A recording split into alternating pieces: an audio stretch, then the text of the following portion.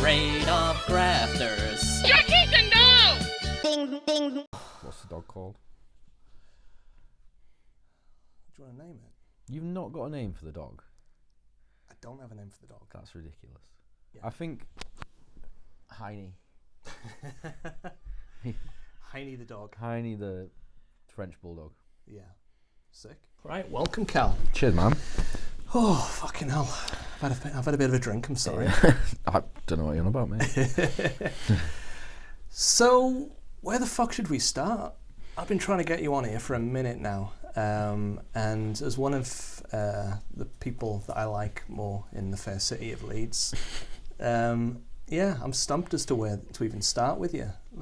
I mean, we met working at Northern Monk. Mm-hmm. That's your, I guess, your main kind of thing. Yeah.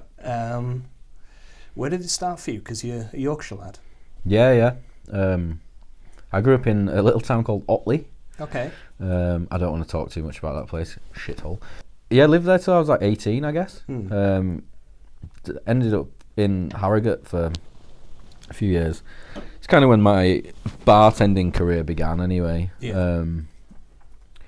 Learned the trade, moved back to Leeds as soon as humanly possible because that place sucks.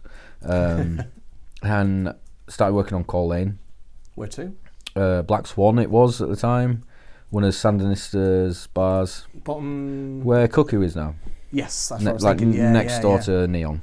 I used to go there for. Did they do like food? Did banging pizzas. Yeah, I remember that we went there like some office I used to work at. It was a fucking great place. Yeah, the pizzas were phenomenal. There were 2 for 1 on a Tuesday, and then the top floor had like a la carte menu, and it's where I met Nick, who's now Nick Pounder. No, Nick Robertson was formerly head chef at Whitelocks. Oh yes. Yeah, who's now like ops guy, but he's executive chef. He's an unbelievable chef. Yeah, good lad. Shout out to Nick Robertson.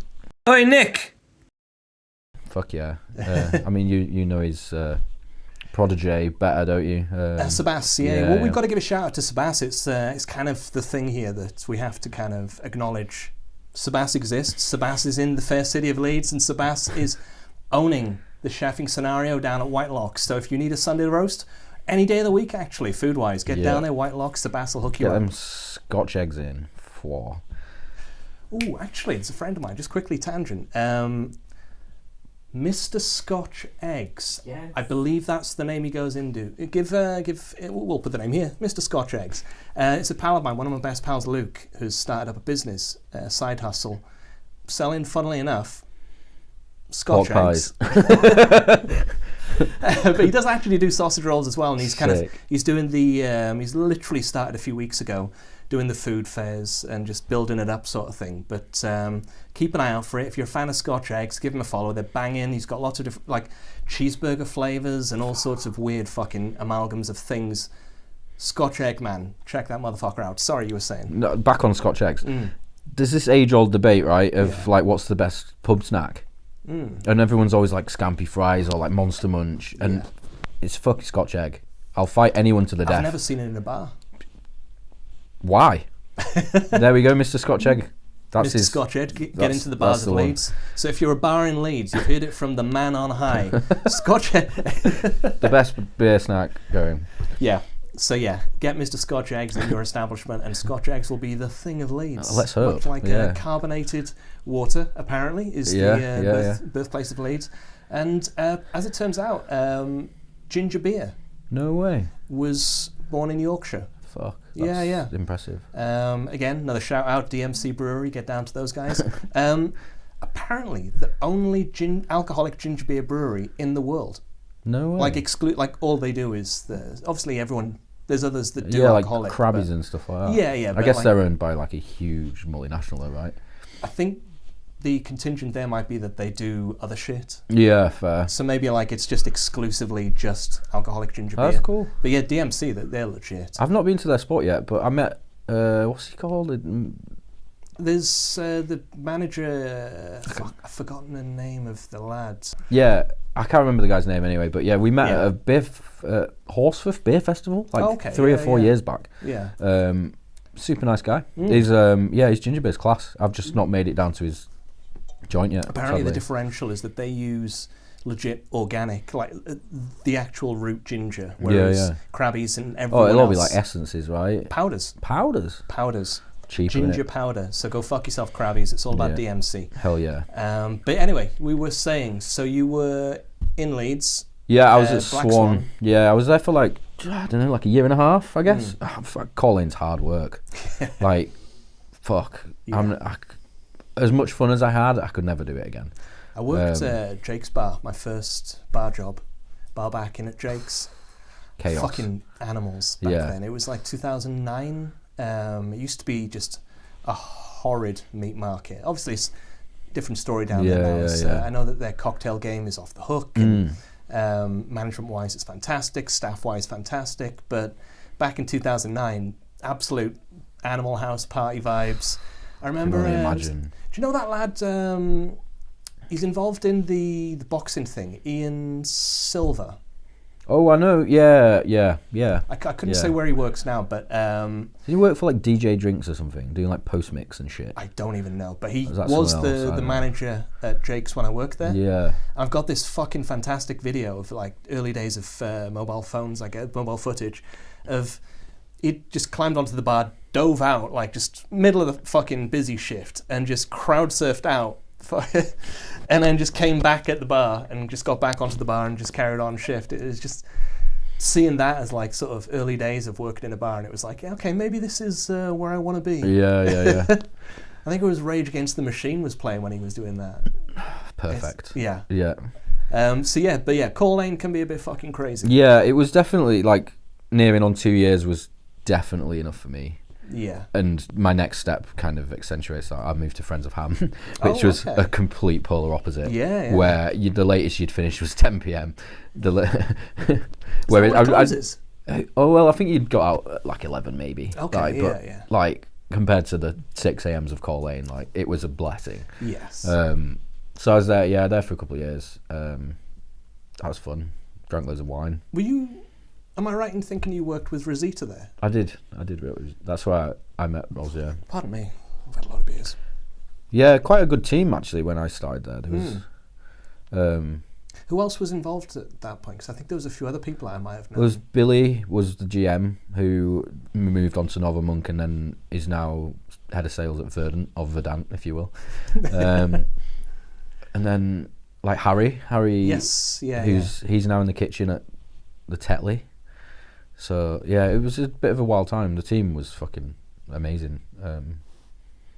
The changing lifestyle was eye-opening. Having like sleep was great. Yes, yeah. But yeah, that ended not in the best way, shall we say. And then kind of went rogue for about a year, worked here, there and everywhere, and then started at Monk. Oh, okay. Just over 6 years ago now. Yeah. Been there so that's since. Basically been the core of your professional career. Yeah, for sure. Yeah, 100%. I'd never really been anywhere longer than maybe 2 or 3 years. Yeah. But yeah, Monk 6. I was in the Refec, obviously, where I met You Find Self for about 2 years, I think.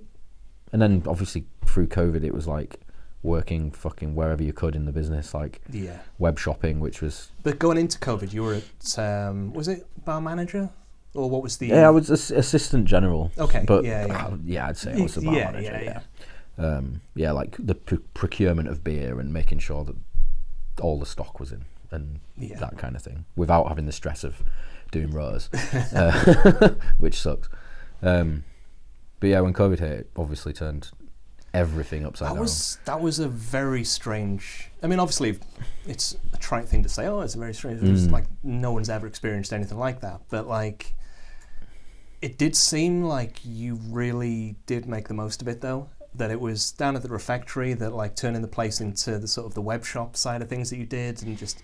There was the... I mean, everyone was footloose and wild with trying to make things work back then. I remember it was... Did you have like a bicycle courier delivering beers at one point? We did, yeah. I forgot about that. Yeah. Was it Ted actually that was delivering the beers on his bike? We used a company. Okay. We did like collections of like cases and stuff. It was wild. Like we used to sell like maybe a case of each beer a week, and then we were selling like 20 a week, and it was like, what the fuck? Well, because you did the NHS thing as well. It was if you were NHS, you got a certain discount. It was like 30% off. So then people were coming down and buying slabs of faith on the NHS discount. Yeah. That was killer. But yeah, the delivery thing was mental. We had an app, and you could just like. It was like Deliveroo essentially, and you could just get like the finest beverages delivered to your house, and it just some random dude would turn up on a push bike like a Just Eat rider would, fill his bag with cans, and off he goes. It's like, it didn't make much sense at the time, but looking back, it's like, yeah, I drank a lot. I understand it. Yeah, I mean, it was wild time. That era, I think, was as shit as it was for a lot of reasons. Was probably phenomenal for craft. 100%. Yeah. Like us as a company, we went from being like, I guess still a bit of a household name, but like we landed a supermarket deal just before COVID, which meant throughout COVID, the supermarkets were fucking thriving, right? Yeah. It was like the only place you could go unless you were exercising for 30 minutes.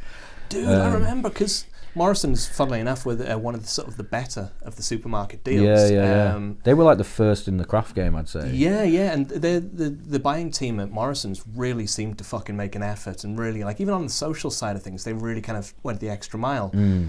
But I remember as well, just on, as you said, with supermarkets being the only place you could go during COVID, like, I got to a point where, like, I needed a new T-shirt, and I had to go to fucking Morrison's to buy it. It was just the only place you could buy clothes, and I remember just buying this douchey, like one of the black and white vertical striped Deep T-shirt. V.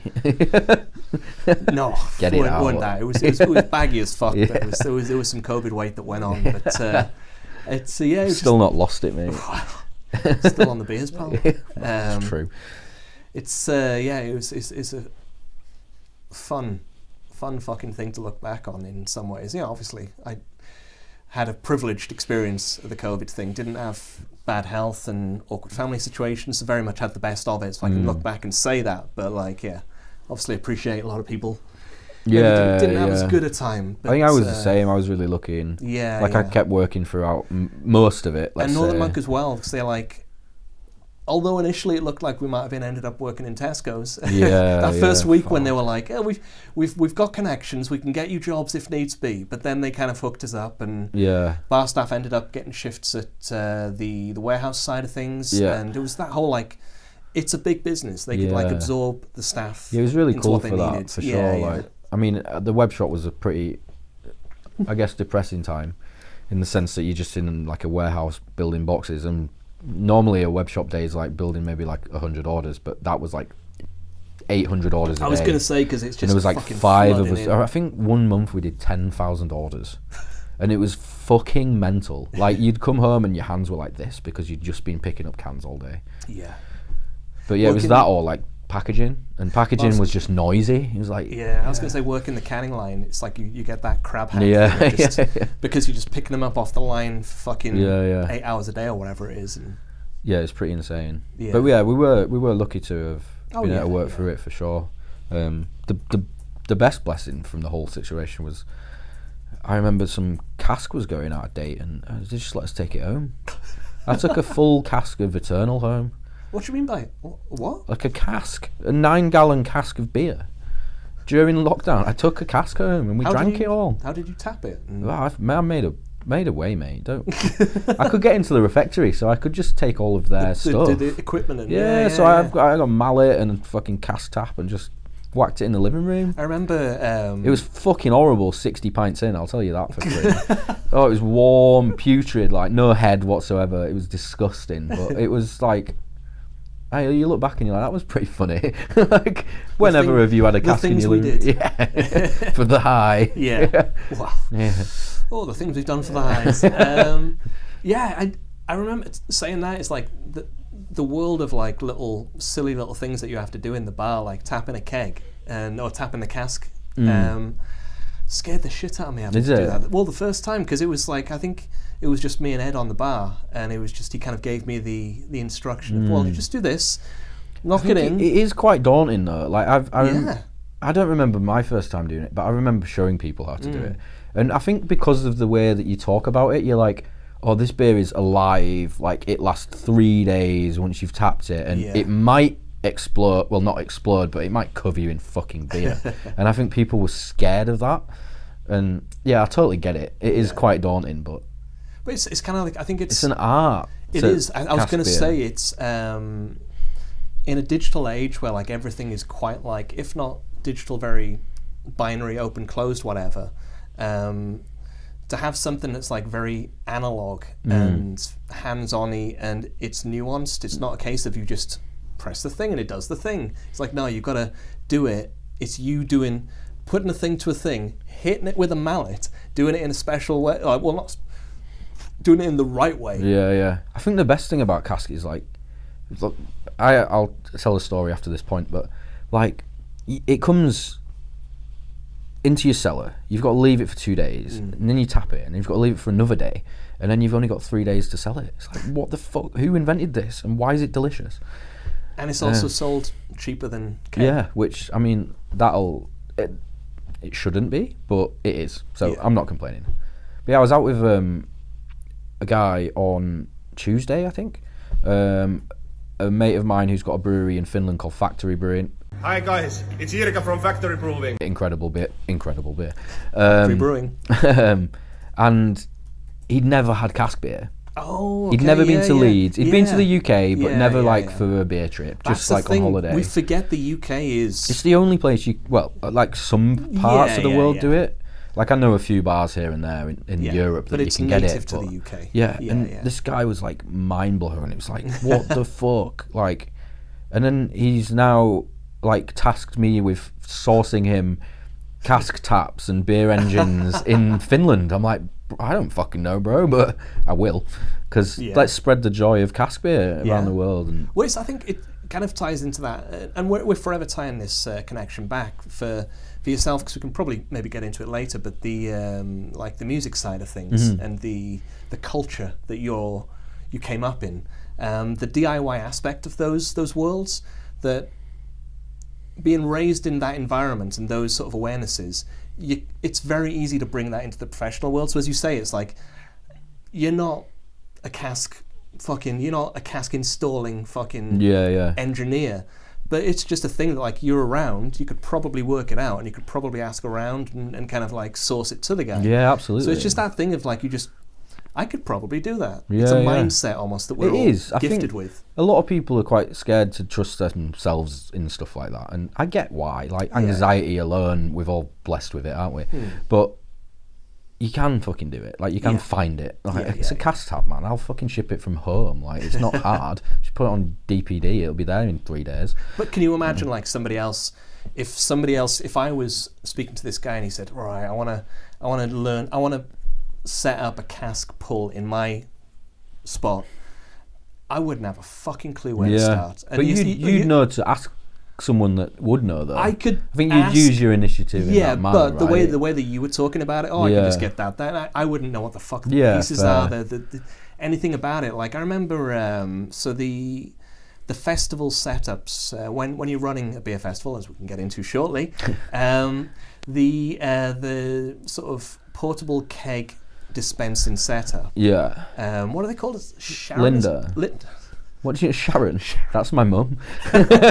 Shout out Shaz. Shout out to Sharon. Not Sharon, Linda's. Linda's being sort of a portable device that allows you to pour from a keg barrel, in a festival scenario, essentially. And seeing the price of those, I think I'd given you a shout when I'd seen how much they cost, and be like, it was like a 1,200 or something like that. Yeah, and crazy. I think going price is like 1,500 quid. Yeah. Yeah, and just seeing the tech that's involved, and just like when I saw that, I realized just how out of the loop I was in every respect of that. And just thinking like, surely that'll be like 400-500 quid. It's wild as well, because like people are trying to replicate them. Even now, like is Linda like a brand? Linda's a brand, so that's a company, but they've owned it so hard, like for so long. Like it's a Czech company, and they love drinking more than anyone in the world, right? Is Vacuum the brand? Vacuum? Fuck, Oh, in like Hoover. Sorry, Hoover's the Hoover, brand. Sorry, yeah. I fucked up on there. Or like So jacuzzi when and people, hot tubs. when people say, yeah. I'm Hoovering, it's Yeah. like its brand. Yeah. Yeah, so Linda's the... Linda have owned that's that the then. brand. They've got that. Yeah, like people have tried to replicate it, but none of them work as good. Like, I'm going to, instead of spending 800 quid, I'm going to spend 1,500 quid on a Linda because it's better. Yeah. It'll last longer. Like, you could throw one down fucking stairs and it'll laugh at you. They're indestructible. But also you're not paying. Well, I mean, yeah. That's the point. But I would. Yeah. I forgot what we got to. I don't even know. I know, we've had a drink, that's the problem, I think. Smashing Crafties, episode 3. Cask. We've talked about Cask. That's why we got it here. Nicole's always on the case. Love it. Yeah, I mean, Cask is just one of those uniquely British things. There was a beautiful scene in, I think, it's not called The American, The Gentleman, I think it is, that was recently span out into a Netflix is that series. the Guy Ritchie thing? Yes. Yeah, it was good, that. Yeah. Opening scene of that film. What? I have a pint and a pickled egg. Is McConaughey sat in a London pub, and it's just a slow motion, sexy music of a lad pulling a cask pipe. Yeah, I don't remember that. That's sick. Though. I rewatched it. I remember like just being like, "Ooh, that's a bit fucking special." Going back on when I was with Jan the other night, he actually, without prompt, just walked behind the bar in the refectory and was like, "Can I have a go?" And he just like had a go. And Callum, bless him, he was like trying to. He was like, "You got to pull it and then push it back and then pull it." And Jan was like, "I don't understand." And he was like pulling it so slowly and then forgetting to push it back. Like he expected it to just keep coming. It was like, no, it's like gravity that's making this happen. You got to assist in some manner. But yeah, that was kind of fun. It's, I mean, there are real skills to all of these things that behind the bar that, like, obviously once you've been doing it for a minute, it is just nature that, like, you pour and you could look elsewhere and fucking you're doing the technique and everything's down. Sure. But, like, you do forget that, like, and especially if they're just culturally unaware as to what the fuck the thing is. Yeah. I mean, it is, like we say, it's so typically English, or British, shall we say. So I'm assuming you were hooking up with him, hanging out with him for the sake of festival shenanigans? Well, so I met this guy earlier this year in Tallinn, in Estonia. Not in Wales. And his brewery was pouring, and my mate was from Shershot Brewery. He was like, "You need to try this beer. It's fucking incredible." I was like, "All right, dude, let's try it." And I supped it. I was like, "Holy shit, this guy's making some wild beer." And we just got chatting then, and then saw him again in Germany like 3 weeks ago. Again, just like chatting away. He's like the nicest dude. And then what's his name again? Sorry. He's called Jan from Refectory Brewing. Cool. And he was actually in Manchester on Wednesday, but he flew in on Tuesday, brewing with Track Brewing. Oh, nice. And I fucked up, to be honest. I put it in my calendar to go to Manchester for the day and didn't check my calendar until the morning of Tuesday. And I messaged him. I was like, "Shit, bro, I'm so sorry." And he ended up coming to Leeds. Oh. So showed him around the tap room and went to some old boozers. Took him to the Tetley and to White Locks, obviously. And yeah, he's just a nice guy. Nice. He makes good beer. Yeah. But yeah, I think future Dark and Wild, he will definitely be there. So this is in and of the fact that after your bar time at Northern Monk, you traversed after the COVID years into events management. Would that be the correct? Yeah, I guess so. It's always kind of been... What's your job title? Fuck, it's so convoluted, man. I actually don't... It's like brewery events and on-trade coordinator or something. And this initially it was festivals manager, and it's changed a couple of times. Obviously, I'm in the marketing side as well now, so it's got longer. But yeah, I think at the time it was festivals manager. And this was what Chris Nelson was doing previously. Yeah. I think is he in Harrogate now? No, he was. I think he's in like northeast, the north of Scotland now. Oh really? I think so. I don't know. I see him on Instagram. I know. I don't know where he is. I could have sworn he was opening up a place in Harrogate. He was. So I was going to be like, oh cool, I'll come along, hype it up. And he was part of the opening side of it, but because I know the guy that works in that bar now, and Mike goes in there quite a lot. Okay, obviously. yeah. but no one really knows what happened to him. He just kind of disappeared. Well, he's a family man now as well, so that'll be for sure. Yeah, and I wish him well. He's a lovely man. But yeah, I think he's in like the Highlands of Scotland or some shit. He is. Yeah, do you know him? Yeah. Nicole with the nods. There we go. So you've stepped into those shoes, and essentially the role seems to be whenever Northern Monk is present at a festival internationally or needs to be at, say, a beer event at a pub, like we're going to be having certain beers on tap, you'll coordinate that and just the presence, but also the home spots, so like the Hop City, the Wild, Dark and Wild, and then the in between. I was trying to think. I was going to throw an industry term, interstitial, but it didn't really work in this context. Yeah, that'd have gone over my head. The in-betweeny events that you'll have, so there's like the Dark and Wild sessions that you do, the Hop City sessions. Yeah, we've kind of tailed off of those a little bit now. There are a few though. They pop up here and there. We still do the tap takeovers and stuff. It's actually one tonight. That's the term, tap takeover. Yeah, I guess so. I think. So would you say all of those are your remit? Yeah, absolutely. Because that's a big fucking remit, and it's. Have you got like an assistant? No, it's just me. Okay. The only help I'd get is from the sales team. You kind of, when you disappear abroad from the pictures, it seems like you get to like take some staff. And I'm rarely solo. Okay. If I'm riding solo, it's probably like I'm in Liverpool for 2 nights. Okay. Which you can manage, you know.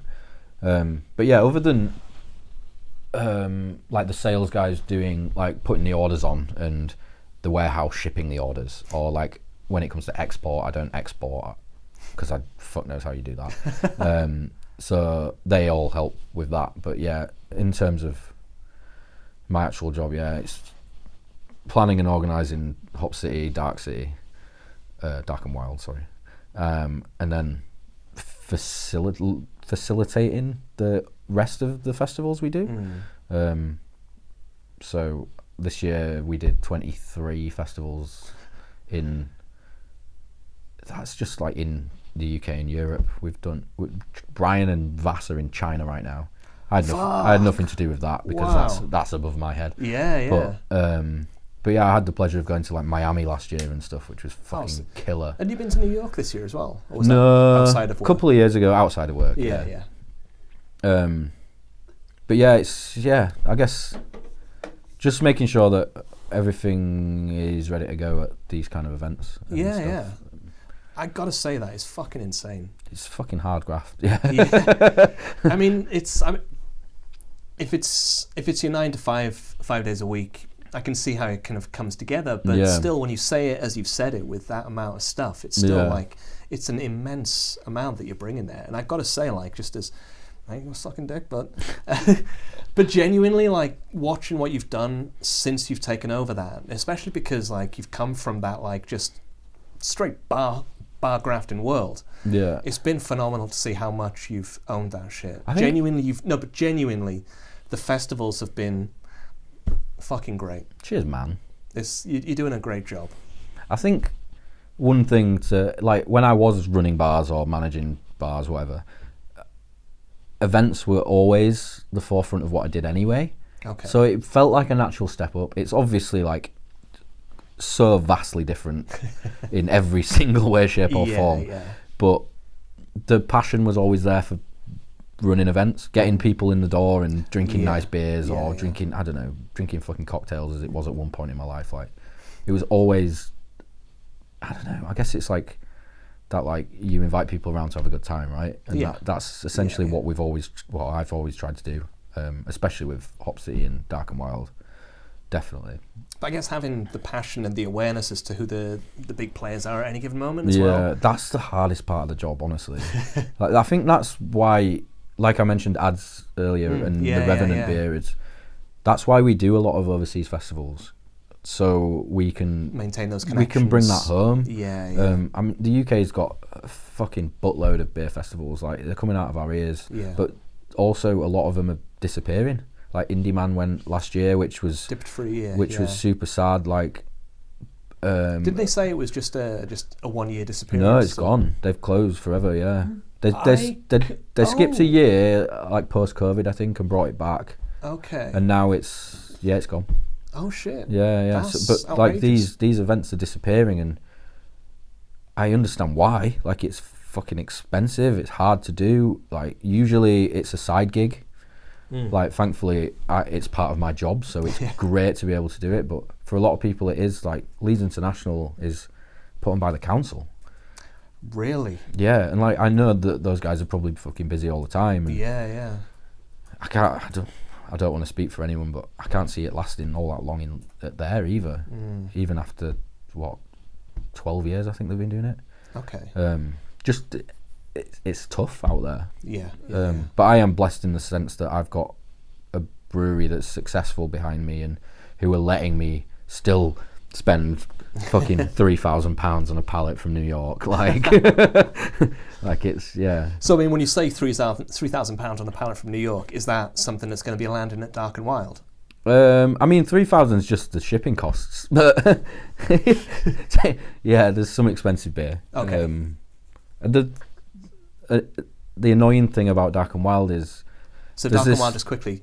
Dark and Wild being the beer festival that we're about to experience in Leeds, Old Flagstore Refectory site, 2nd of November. Yeah, 2.5 weeks. 2 and 3 days. Yeah.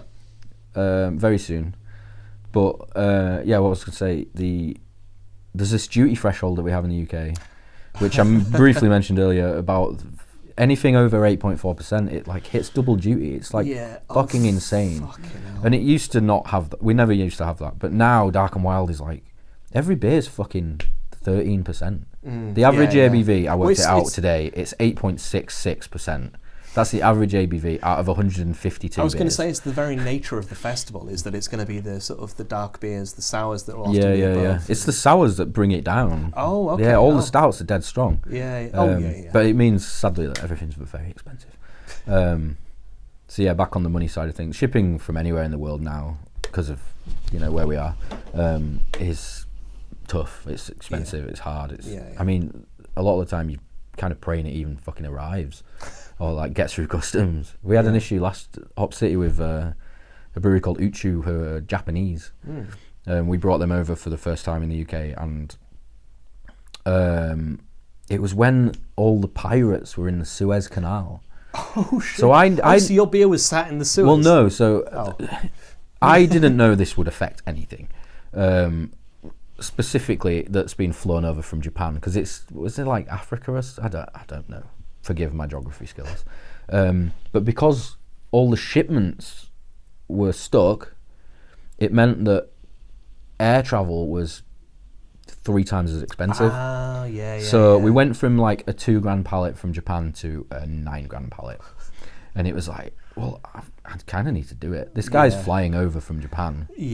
Thankfully, their beer is phenomenal and lovely people. They ended up the brewery called Uchu. Uchu. I don't know if that's the correct pronunciation. Uchu.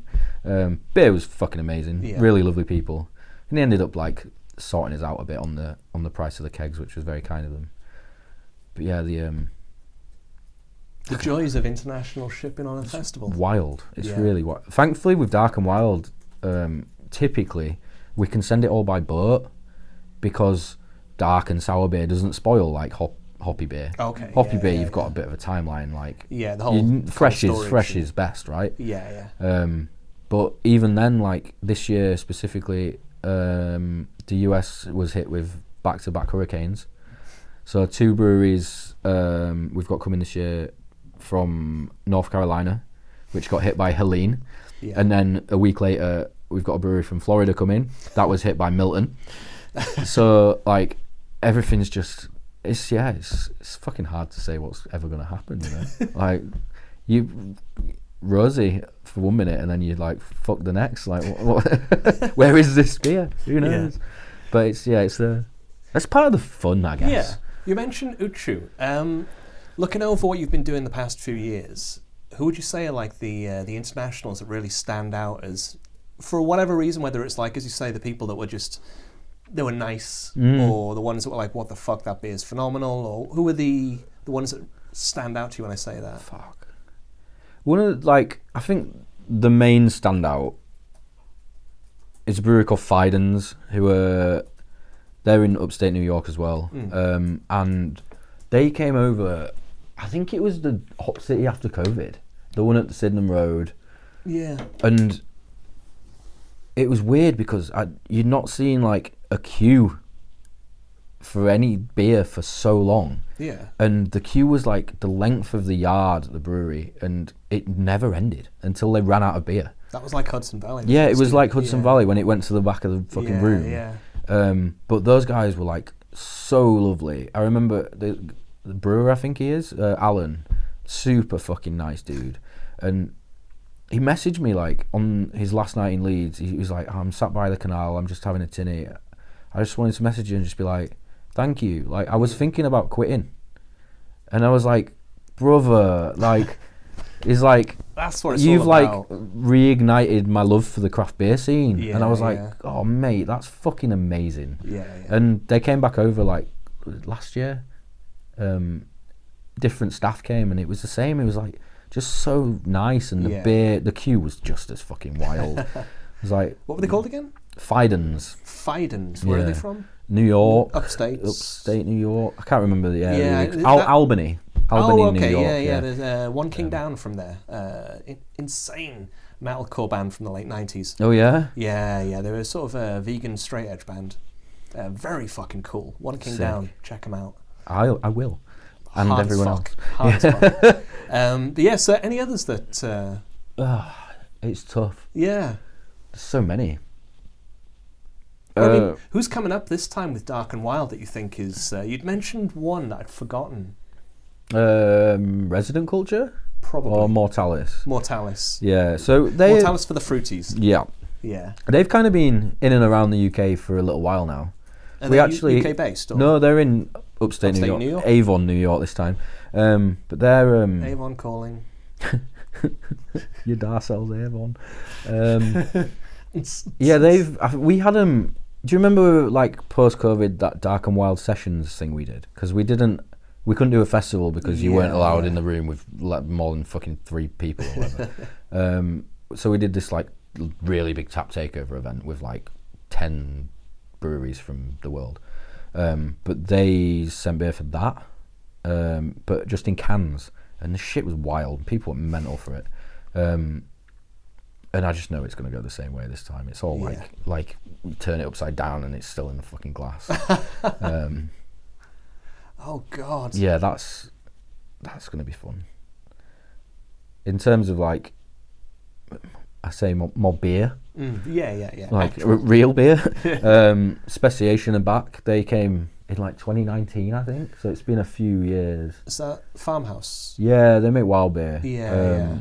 Really fucking good wild beer. I remember. They're in Michigan, and I think part of what they do is they use a lot of the ingredients that can only be sourced in Michigan. Okay. So they'll make it with like Michigan apricots and whatever. Yeah.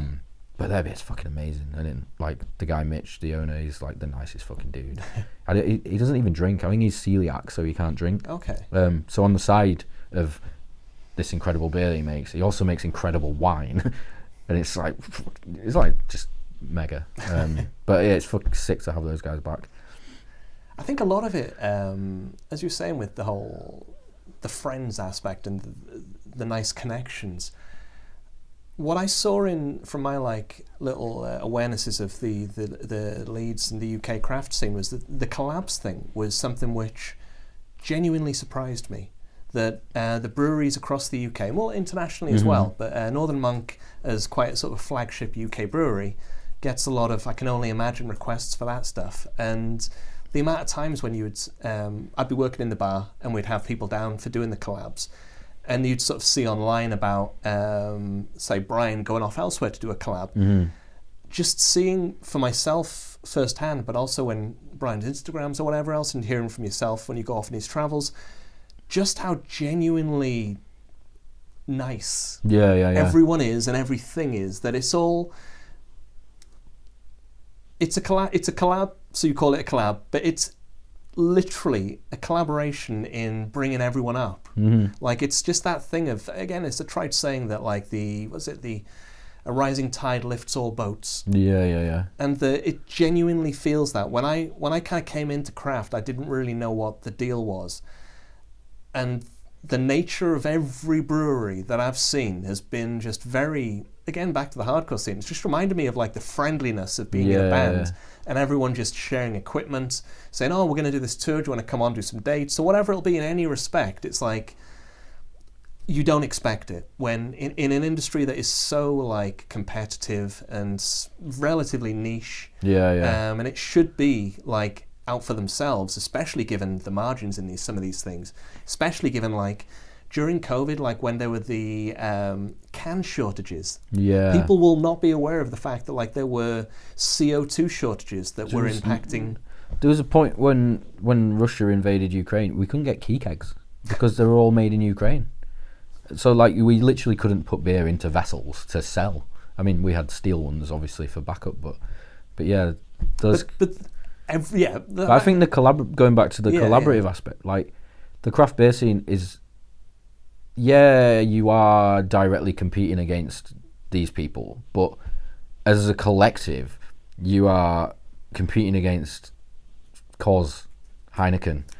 Like they're the people that are the issue. Like your friends at Overtone in Glasgow, they're not the fucking issue. They're your mates. Like you go for beers with them, you do collabs with them. Like collectively, you are trying to take sales off of Brewdog. Like that's the end game, really. Like there's no if or but about it. Like, but can you see how, like, as an outsider, that would seem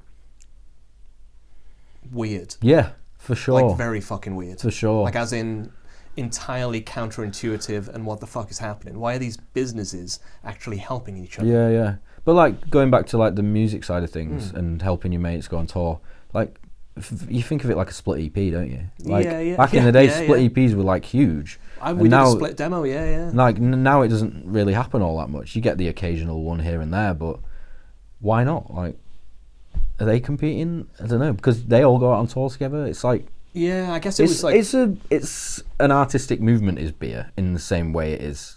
It was like physical time. edifices back then. It was like, we need to sell this singular 7-inch. Yeah, so like, I suppose that's the difference now. You've got Spotify and Apple and all that jazz. So music-wise, you're not going to do a collab as much, but like beer-wise, it's a physical entity still. It's like if you can have Northern Monk meets Sure Shot, and it's like that's going to get interest from both sides. I think the help with having both names on it, though, you're going to sell it more. You're going to sell more of it. Like, I don't know the ins and outs and you know what quantities we brew and the differences in what sells better than others, but Northern Monk specifically are known for collaborations. Like the Patron series is what Northern Monk is known for globally.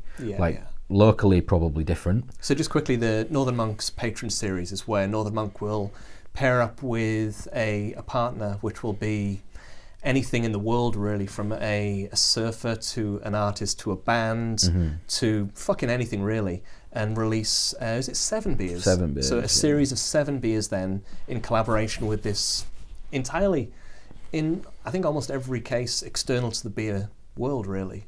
Yeah, most of the time, yeah. But then, like, each beer within that series of 7 could be a collab with another brewery. Or, yeah. Like, we've just done launched a series with Stephen Yoyada, who's a fairly well-known artist that kind of focuses in the like stoner doom metal kind of region. Big beers. Yeah, and we did the black IPA with him first off. We've got a second one coming out soon, which I'm fucking stoked about. Can't tell you anything about it.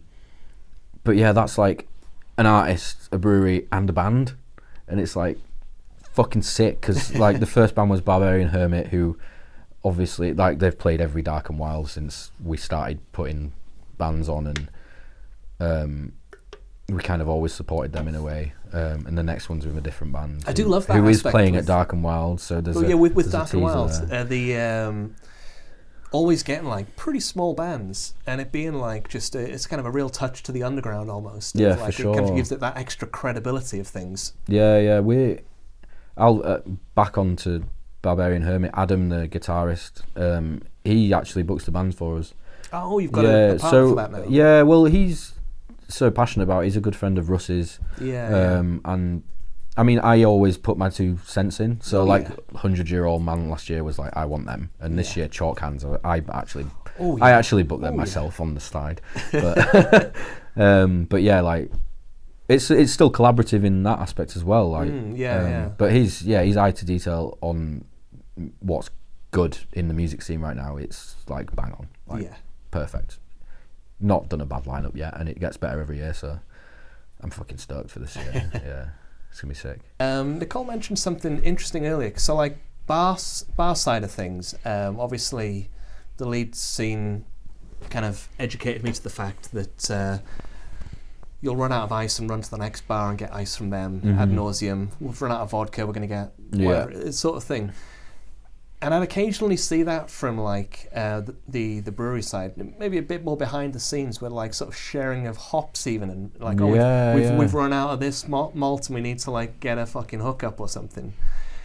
It really does feel that like the collab element of the brewery scene, it goes above and beyond, and I think it really is worth kind of highlighting to the sort of the consumer level that this stuff actually happens, that like the companies, the breweries that people love and champion, they all actually love and champion each other. 100%. And it isn't even like sort of some sort of pretense of being the good guy, because like you as the person that, you know, decides who, well, I'm assuming relatively decides who's going to be on the festival, or how does that work? The festival side, do you decide who you invite, or? I've got like constantly got like a note on my phone of the next festival or the next two festivals, depending on when it is. But some of it actually comes into play from what collabs we've done over the last year. So you've met a brewer and oh, what we're doing, and you know that it's like, oh, he was a good fucking lad. It'd be for sure. Sometimes it's as simple as, and it's the same with the band stuff. It's like sometimes it's the amount of bands where it's like, I don't really like them, but everyone in the band is a good fucking dude, and I want to see those good fucking dudes again, so I'm going to go and watch that band. For sure, yeah. Not that they're shit breweries, but... No. But yeah, it starts with like that little note, of like, and then good dude. And then when it comes to like, I guess sending the invites out for the next one, or like even just deciding a date, I'll like put that list into a spreadsheet. I'll send it to Brian and Russ. So Brian, head brewer, Russ, both founders. What's Russ's role now then in the company? He's like CEO, I guess. I don't know his actual job title, but he's like, because I thought he'd stepped down from the very top in some respect. He's still the very top. He's a decision maker for sure. Okay, There's obviously a few more people involved now, but I'd say he's the CEO. Okay.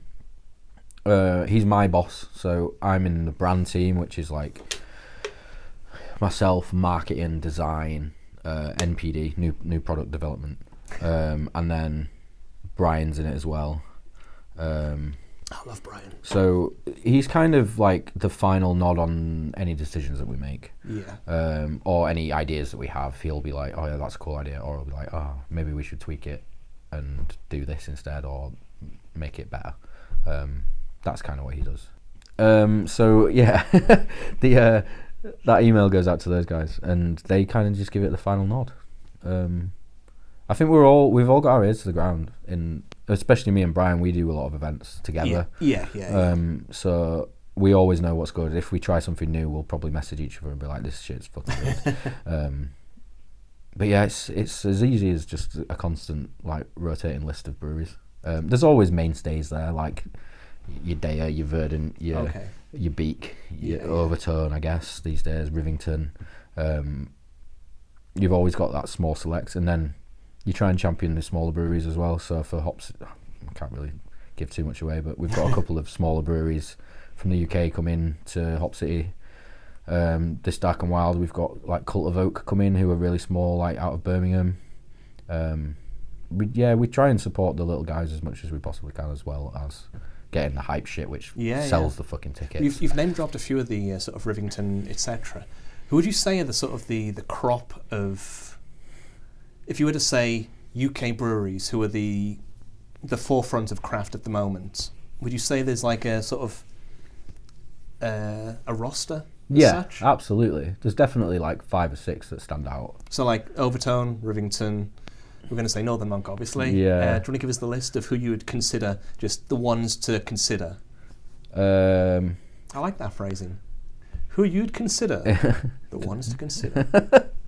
I guess like everyone I just said. So like, yeah, your Verdant, your Daya, your Sure Shot are popping up now. Track, Yeah. Yes, yeah. Track are incredible. Rivy, Rivy have this special thing as well. They're the nicest fucking people, and it's like, well, why are you so good at everything? But yeah, that's like the creme de la creme of the UK. I'd say there's little guys who are making phenomenal beer, but you don't see much of, like Crossover, who are like Cambridge ways, I think. They make like wild beer, but like super small batch, really fucking good, like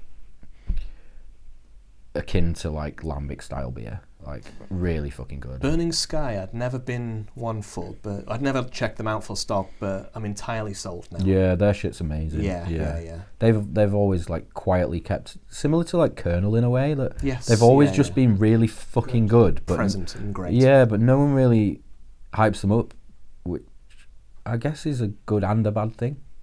Good that they've remained like small enough to be surprised by every beer that you drink back from them. Yeah. But it's always fucking great. Yeah. I guess it depends on their spreadsheets. If they're making ends meet, then it's all great. Yeah, well, that's what I like about breweries like that. They're not trying to take over the world. They're just trying to make good beer and have good times and pay the fucking bills, I guess. Yeah. And all respect to them for it. Yeah. The beer's fucking great. Burning Sky have always been like top 5 for me. Yeah. Hands down. So what do you think is going to be happening at Northern Monk then in the coming, say, 5 years? Because today marks the opening of the next round of investments. Yeah. And I think from what I saw, they smashed their target. Yeah, we hit our target in 20 minutes. I got into the office. I got an email and I hit the link and I was like, is that the money they've got? Yeah. Pretty wild. I think I got into the office about 9:05. Sorry for being late. We had a boozy night. We had the crowdfund party last night, so I saw the pictures. Yeah. Drank far too much tequila for a Wednesday evening. But yeah, I got in about 9:05, and it was kind of quiet, but like spirits were high in the office. And I was like, oh, this is quite nice. I need this with a hangover. And then like 10 minutes later, it was like, oh yeah, we've done 1 million. I was like, what the fuck? Like. Within Pounds. I think it was like 17 minutes or something. Pounds. Yeah, 1 million, and I think it ended on like 1.5. Was it like per share was 0.73 pence a share or something? Yeah, I'm not sure. So you could like buy a bunch of shares quite easily, it felt. The perks are super cool as well. Like, I think the top tier was like brew your own beer with however you want to do it, and like discount for life on the web shop and in all the bars. How much would you have to pay to brew your own beer thing? I think it was like 30k. Do you know what? If I was a man of means, and I was like a fucking nerd. But if you had 30k to throw around, why wouldn't you do that? Exactly, that's what I'm fucking saying. Like, my beer. It's all anyone's going to hear about for the whole Christmas and New Year's. It's everyone's getting Steve's beer this Christmas, and it's going to be double dry hops. You know this. Fully, yeah. Yeah, I think the perk side of things are cool. But yeah, the next 5 years, I guess, is... Well, that's more immediate future, the crowdfund. Like, the plan is to finally open this bar in London that we've been talking... Well, okay. So where do Northern Monk have locations at the moment? So you've got Manchester and Leeds. There was going to be a Liverpool, wasn't there? There was, that fell through. There was going to be a London, but thankfully that fell through. I thought there was going to be a Newcastle as well. I think eventually we might do Newcastle. I'm not in that side of the business really, so I hear it on the grapevine. Yeah. But we've got the 2 in Leeds now. We've got the market in the centre as well. Of course, sorry, Northern Market. But yeah, the next phase is... There's a couple of bars on the horizon within the new year, which I can't disclose. London is in Leeds or in the north. In the north. In the north. In the northeast or northwest. In let's say Yorkshire and the Humber. Well, no, fuck the Humber. Sorry, Hull. Let's all go. Let's all go to Dull. Fuck off. I hate the place. It's got a great sea life centre. The Deep is great. Yeah, they've got penguins there. That's the shit. They've got sharks in there, man. Like, you don't see sharks very often. Antares had a gig in Hull one time, and so we went across early doors and went to the Deep. Amazing. And that gear me up for a gig. Yeah. So hard. Took bong in a backpack, got high in the toilets in there. It was hilarious. Oh my god. It was just going around the fucking deep in I was deep in. Yeah. Good. Sharks got over my head. Yeah, that little tunnel they've got is fucking wild. Yeah, the deep is phenomenal, Yeah. but the rest of Hull not so much. Yeah, I mean, I'm not here to dig on It is what it northern is. cities. But yeah, anyway, so the future of Northern Monk, expanding. Yeah, so the plan around the crowdfund, let's say, Yeah. So there's three main objectives to the crowdfund. There's renovate the old flax store. Oh, okay. I mean, that building is beautiful in every manner, Yeah. but it's a little tired. Are we Let's going to say. get a lift? Fucking, I hope so. 1.5 mil. Yeah, 'Cause potential I for a remember lift that finally. I remember Nick had been floating. It was like going to be a 30k cost. For Yeah, something like it's that, roughly so, that. Yeah. It's not going down in price. Let's put it that way. But to be able to like offer Northern Monk, offer the Refec as an accessibility. Yeah. I mean, it's something that we really like try and champion where we can. The issue with the old flax store is it's such an a old fucking building, mill. Yeah. and the lift that's currently in there is like, it's one of those like shutter door vibes. Yeah, like yeah. you know, that lift's probably as old as the fucking building. It's a genuine like sort of working mill, functional lift. Exactly. Thing. Like that. That lift was used for moving ingredients upstairs. It wasn't for people. I love that it's got that like sort of wooden door frame thing almost, but or palletty thing, and it's not like a.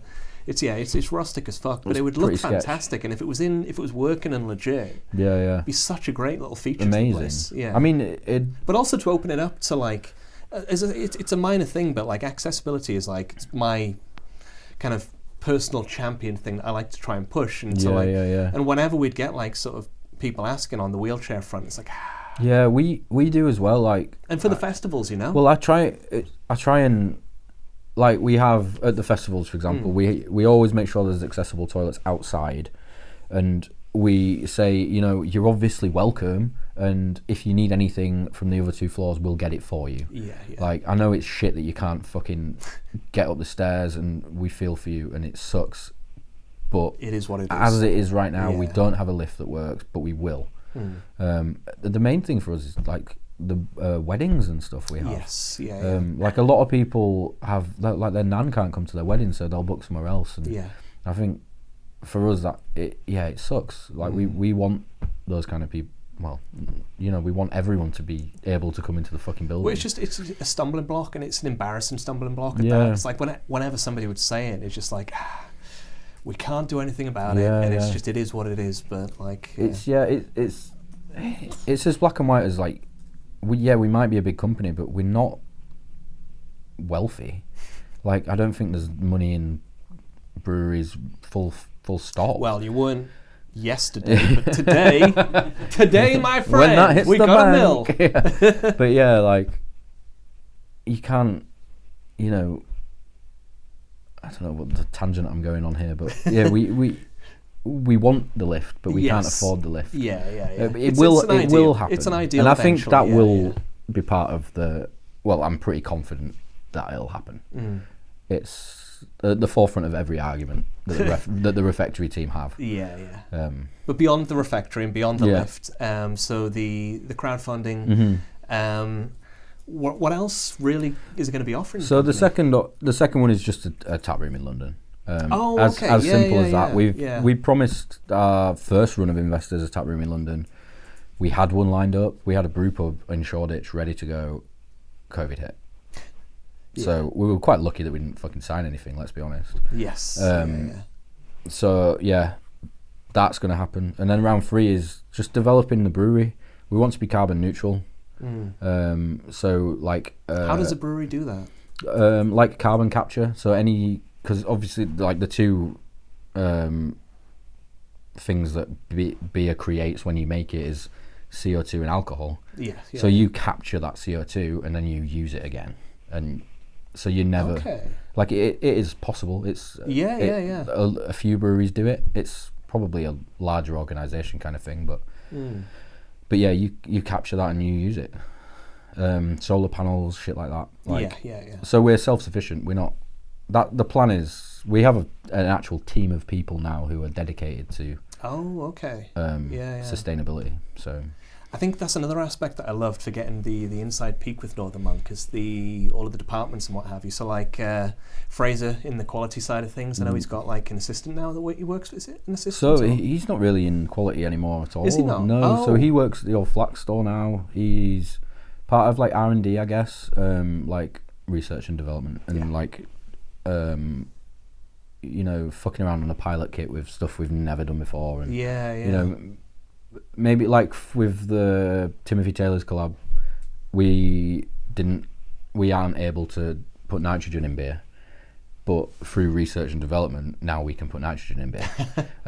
So little things like that. I mean, little on the face of it, but it's taken them a fucking year to do it. So like an innovation team. Yeah, for sure. Yeah. I mean, there's, you know, a larger picture to that. That involves the QC team as well, and but even having like a quality control team, and like when Fraser gave us his like sort of little rundowns as to the whole every aspect of the quality side of things, and like realizing just how deep the team goes, and the awareness of things, and like sort of holding beers in certain conditions for stretched periods just to see what happens, and like does the beer have like say a 6-month shelf life or whatever it'll be in every respect, seeing just how deep it goes with these businesses. It's fully insane. Like you walk into the warehouse and it's like there's I think like a shelving unit of like, say let's say Faith, and there's like Faith that's 1 week old, Faith that's 2 weeks old, Faith that's 3 months old, Faith that's a year old, and it's like all there, and it's like every week they'll be like, try it, how is it? And then you're like, well, yeah, it's fine. Like, is it sellable? Yeah, okay. Well, now we know it's good. But you don't know till you do it. For sure, yeah. I mean, I guess that's the blessing we have in the fact that we're 11 years old. Like, we are able to. Those smaller breweries can't do that. I mean, the manpower alone to be able to do that, like you're hiring members of staff at that point, right? But yeah, it's pretty crazy.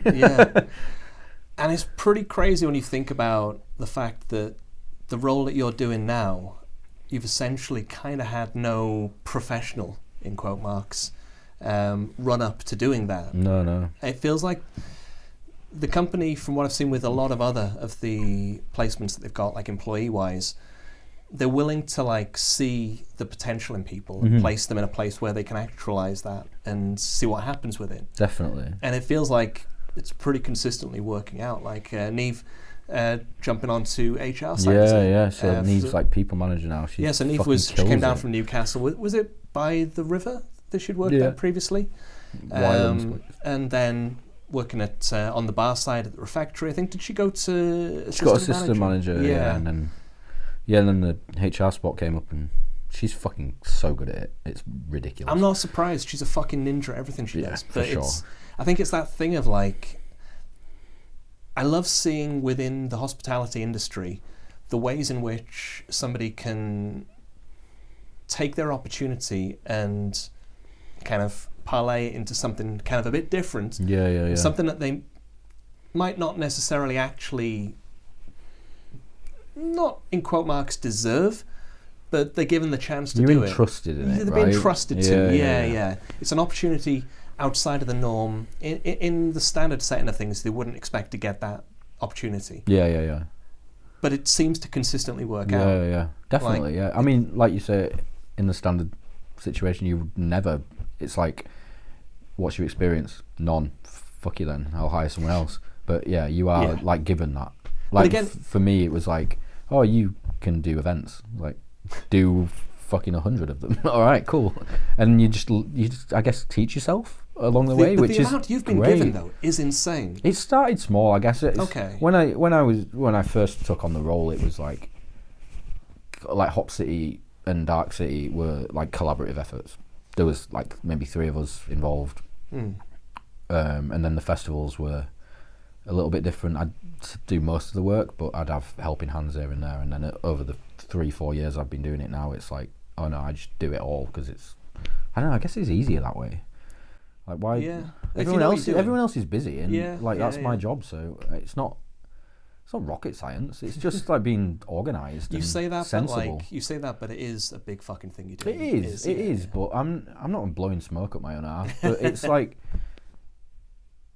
I don't know, if you just gotta be like minded toward that. Like, you have a schedule to work to, like in any job, right? And my schedule in this sense is over multiple months. Being able to like pick it apart and see the pieces of the process. It's like this, then this, then this. You have a checklist for every festival, right? Yeah. I mean, I don't. You'd worked it's them a mental as well. Yeah. And moreover as well, I think you'd managed them previously, so it was always you on the mic. And yeah, for sure. I used to fucking hate those headsets. Honestly, like when it comes to Hop City and Dark and Wild, it's like I do all of the legwork in the run up, but at the actual festival, I'm there. Like, it takes care of I'm itself. putting out fires and I'm making sure the event's set up. The Refectory team do everything.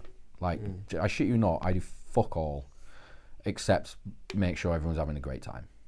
That's like it, essentially. Heather and the Refectory team do everything, and they always get the utmost praise from me at and after the festival. Yeah. Because And the volunteers. who are fucking pivotal. Part. I would say as well, if you are a beer fan and you're based in the north or in Leeds, volunteering for the beer festivals is fucking great.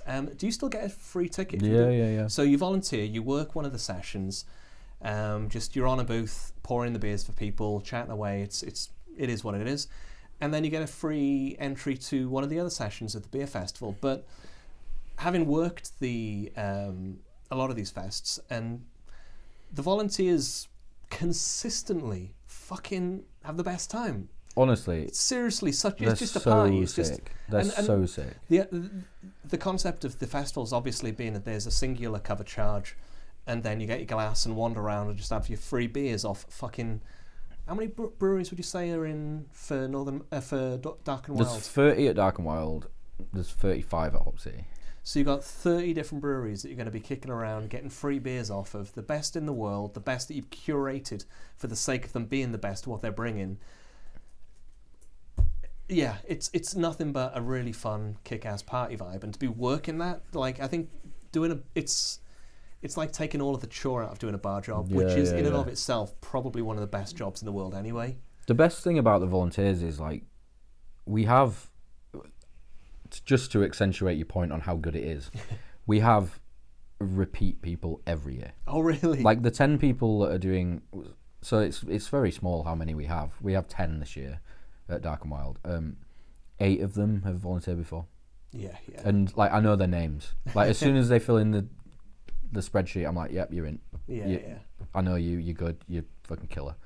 Let's go. And it's the same at Hop City. That is not to say don't apply. No, please apply. Absolutely, yeah. Absolutely apply. I am whenever I see the volunteer things coming up, I'm forever telling people just fucking get involved because it is such a fun event. You meet so many people as well. Yeah. But also just getting to chat with the brewer side. And I think it's that thing as well. Like it sometimes feels a bit different for if you've been the person that's been in the band, but like if you've never been in a band, approaching somebody in a band, like, oh, they're in a band. It's quite daunting, isn't it? It's quite daunting, and you get that starstruck element of it, and it's genuinely the same with the breweries. Yeah, if you're into beer, you're like, fuck, whoa, this guy makes beer. Yeah, especially if you know of them beforehand, and like, if you love their shit, you're like, fuck, this guy's killer. Like, fully. So it's just that thing as well, but like then you just get to just hang out. Then there's you get into the party, after party for just the staff, and but karaoke.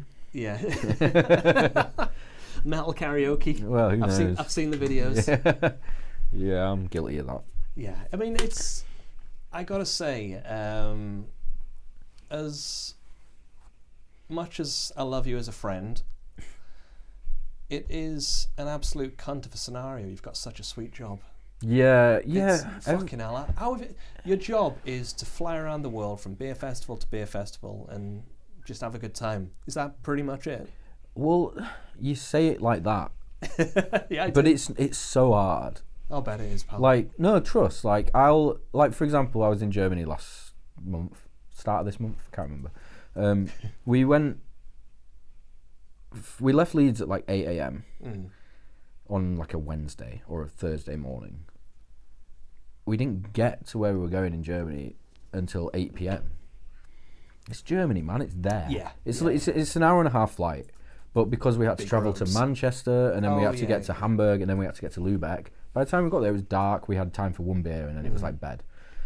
And then you've got to work for 2, maybe 3 days straight, and then do the same travel back. Like, it is a sweet gig, but it's fucking exhausting. Yeah. Like, people always go to me, I was like, oh, you gallivanting around again? Like, Brenner at work, he's like, fucking, oh, you on holiday again? I'm like, I'm not on fucking holiday, man. Shouts to Brenner. Don't give him that credit. No, fuck that. I love Brenner. No, I love Brenner. I think I might be seeing him at Controversial. Going to go see Pantera maybe. So me and Brenner gonna be up the front. Yeah, he did say he was going. But yeah, it's like it's a fucking sweet gig. Like, I'm not gonna lie, it's like the best job I've ever had and probably will ever have. Yeah. But what people don't realise is it's a hell of a lot of fucking legwork. hard work. Yeah. Like I said, like organising like everything to getting there, to pouring, like standing also, up on your feet for 10 hours. But also like working on a bar is great because you're yeah. running around. But you stood behind a tap for 10 hours and your back kills, man. Yeah. I'm 32 now. Like I would say as well. I would say psychologically as well. You've got that thing where like you're never in your comfort zone. You're never in the place. If you work in a bar, it's your bar. Anyone that comes in, they're in your bar. For most of the things you're pouring, pardon me. I've had a beer. Could do with another, to be honest. You're going to be in a place you've never been before, surrounded by people that you're not going to see any locals or any pals that are popping in. That's a big part of like why we love hospitality. Yeah. The pals that pop in, the regulars. It's like, shouts to Anton. Fuck yeah, what a legend. I want to get Anton to do an episode of Smashing Crafties. Oh, hell yeah. Just me and him smashing through. We'll get like just Northern Monk beers. He'll love that. He's the Northern Monk guy. I remember when we reopened during COVID, was it July? We reopened on the 4th of July down at the Refectory, and Anton was the first in line, waiting to get in there. Yeah. Shouts to Anton. What a legend. But yeah, I forgot what we were talking about. Bizarrely though, you say like you're in your comfort zone, but at as many European festivals as UK festivals, I still see people that come into the tap room. We're in Miami, and the owners of Dead Crafty in Liverpool came to our bar. We were the only UK brewery there. Yeah. And we were like, that's got to be sick. In like 45-degree Miami heat. It was fucking horrid in a car park outside. Like me and Brian, the Scottish lad, and then like dying. Yorkshire lad. I'm like, what's going on? And then these two Scousers came up. I'm like, what the fuck is going on? But yeah, like bizarrely, I see a lot of either people who I've met at our festivals or who have come to our tap room at other festivals. Yeah. It's always really welcomed. Or like Brits who live abroad and they're like, oh, I went to Leeds Uni. Like, They'll see Northern Monk and be like, oh, we're going to go. They'll dive straight for you every time. It's like, but by the end of the evening... Make sure we don't get that. Sorry. Yeah, by the end of the evening, you're like best mates. They follow you on Instagram. You're like, cool, man. I'll see you at the next one in 2 years. I don't know. It's kind of fun. Yeah, I mean, I maybe that's like me bringing the sort of the outsider perspective, the outsider assumption to it, in the same way that I've been saying all along, the outsider might not see the brewing scene as collaborative and friendly as it is in every other way of things. It's like the festival scene becomes its own family as such. Yeah, 100%. The amount of brewers I've met along the way, like who I'd consider really good friends now, like even just in the UK or further afield. Like I remember I was in where was I? Latvia, in Riga in Latvia, and Chris from Transient, who's coming to Dark+Wild, 2nd of November. He was just there. I was like, I've not seen you in fucking years, and then we did karaoke together. It was like, this is just magical. Like, but yeah, every time we're at like a UK festival, and there's always the same people. Like Hannah from Left Handed Giant's always there, and then like Chris from Verdant, and then Ben from Braybrook, and it's like you only see them like 3-4 times a year, but it's always at festivals, and we're all mates at the end of the day. It's like I don't know, it's a real extended family. We're all beers, aren't we? All beers, aren't we? To paraphrase the mighty Leeds. I'm curious. Do you see the UK music festival scene kind of crossing over with the UK craft beer festival scene, because there seems to be like they're nigh on bedfellows. It feels like the two worlds should, because you go to a beer festival and a music festival, and you know what's up. It's like you're paying £17.50 for a half a pint of lager. It's almost like the ridiculous price points are defined already. So it's kind of maybe craft wouldn't be entirely out of pocket.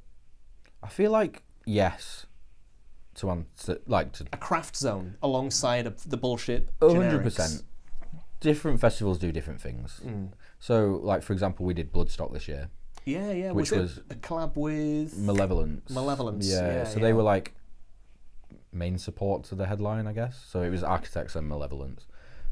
We had like a Malev lager around the entire site, but on top of that, like in the VIP area, they had like 200 different beers pouring throughout the weekend, all craft beer. Really? Oakham had their own tent. Like Timmy Taylor's had their own tent, and it's like that's a bit different. Bizarrely, so well priced. Like you get a pint of our lager for Was £6. that because it's not the UK? No, it was the UK. Yeah, Oh, it's fuck. in Nottingham. I was thinking of thereabouts. I was thinking of something else. What's the one in France? Hellfest. Possibly Hellfest. Bloodstock's in the UK. Fuck, that's fucking with me, because that. It's been there for like 20 years. I'm not a metal kid though. No, in that way, it's yeah, like yeah. I just feel actively opposed to those sorts of fests. It's just honestly, it was fucking amazing. Like sick. The first foray I've done and the brewery's done, and we trekked so fucking well. Was Bloodstock the one that had like that insane backstage area? I remember Lisa was posting clips. Was that the one? They had like the VIP area, which is where all the good beer was. I'm gonna have to like check my notes and things, but I remember there was one metal festival last summer, and it looked fucking insane, and I could have sworn it was on the continent. I remember my pal Cedric was there with one of the bands he tours with, but anyway, sorry, Bloodstock, UK based apparently. Yeah, Who fucking knew? Most people. I definitely did. Yeah. Well, Nicole has her professional reasons for knowing, but yeah. I'm an idiot, so I don't fucking know. But yeah, like you're saying, there's Yeah. definitely an intertwining happening. Okay. Like you look at Damnation. Yeah. Holy Goat, who again are at Dark+Wild. I tried to buy their. I went to Damnation 2 years ago and tried to buy their beer. Yeah, and weren't fucking. that there. was the first time they did it, and it sold out. I don't think they really knew how much was going to be sold. Yeah. But now, from what I understand, last year was fine. So this year will be fine. Yeah.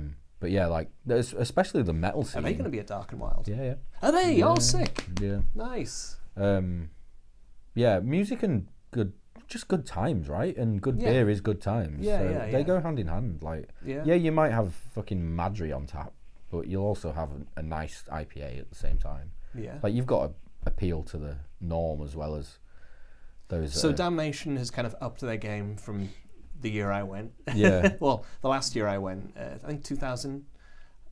I don't even know when it was. My pal Jim Bob got me in. He does the artwork for Holy Goat. Yeah. Yeah. Jim Bob Isaac. Yes. Yeah. I know his art. It's fucking killer. Oh, and He played at Dark+Wild. he played at Dark+Wild in his old band Hark. Oh yeah. Shout out to Silverburn. Yes. Massive recommend. Sort of techie metally. Sick. Tech metal. Tech metal as fuck is Silverburn. Up my street. Yeah. For sure. But yeah, Hark, his old band, played Dark Yeah, I Wild. remember when they played actually. Yeah, and apparently he then almost got in a fight with some dude. Oh, good. Yeah, this is the way it goes. Yeah. Swansea boys, they get a bit handy. Very messy night. It was a messy night. Always is. Should we have this Welsh whiskey then, or what? Yeah, let's have a shot of that. Oh, We're Penderyn. almost an hour and a half. We're at an hour and a half mark. I think. My name's Cal. Did I say what? You should call me Mark. Dickhead. Save the dad jokes for me. Oh.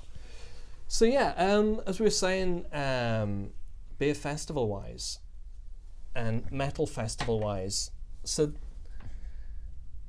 it feels like I mean, this is a shout to Cam. Maybe Download needs to be the one that really just fucking steps up and makes an effort and says, look, we're going to do a craft tent this year.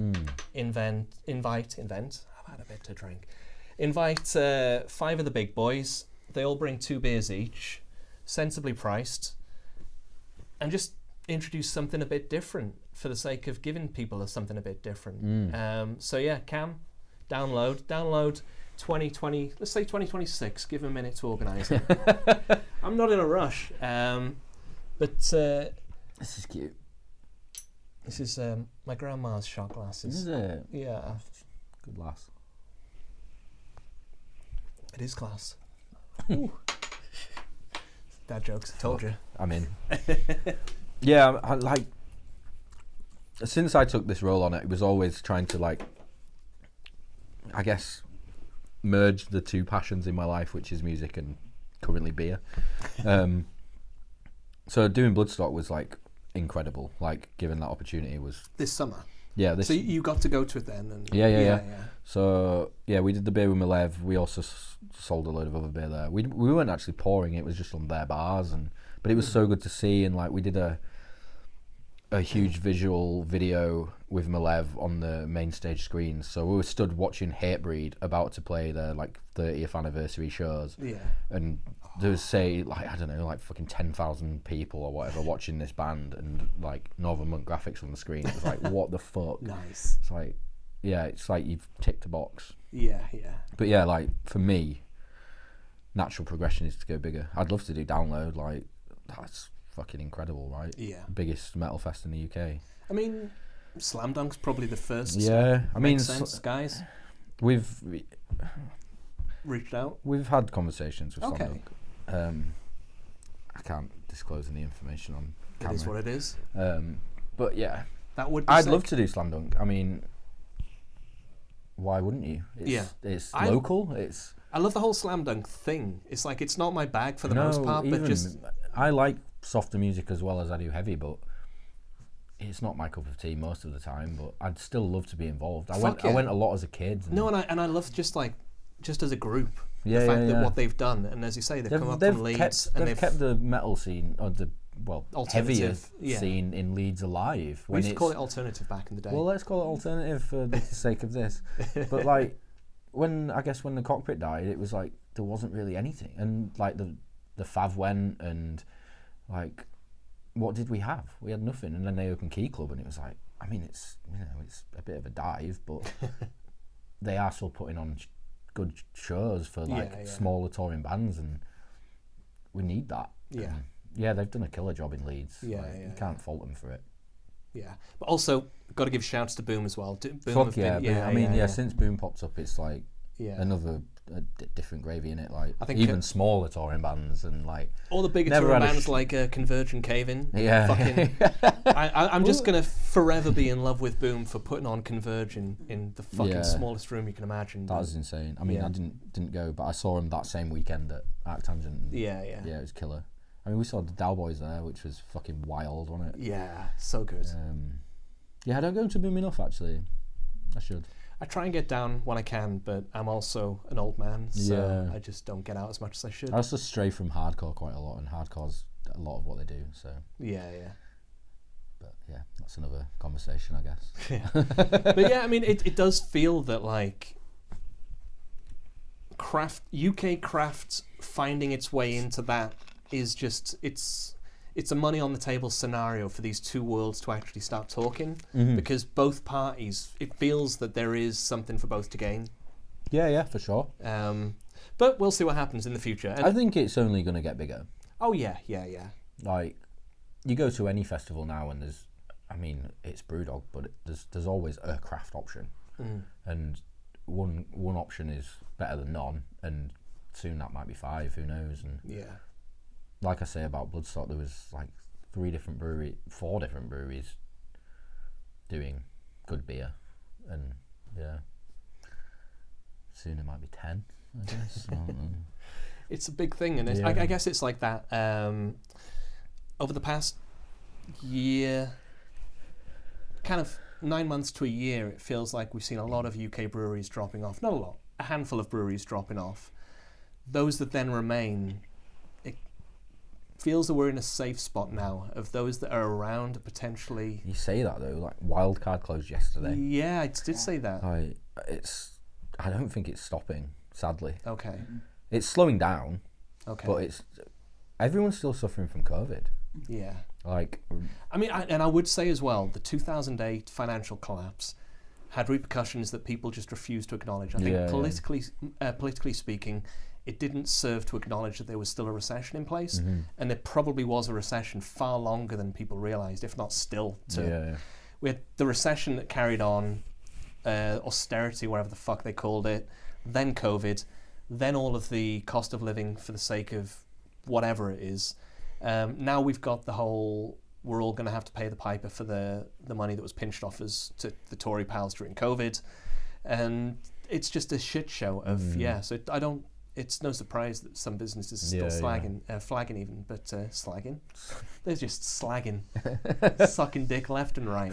Fucking hell, slagging companies. They might have to slag at this point. Well, got to keep the doors open. Oldest profession. But yeah, I mean, hopefully we're through with that though.